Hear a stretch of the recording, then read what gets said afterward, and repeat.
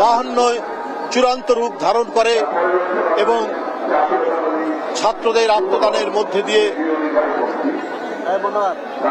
ভাষা আন্দোলন একটি পর্যায়ে এসে উপনীত হয় এবং বাংলা ভাষা রাষ্ট্রভাষার স্বীকৃতি লাভ করে এর পরবর্তীতে।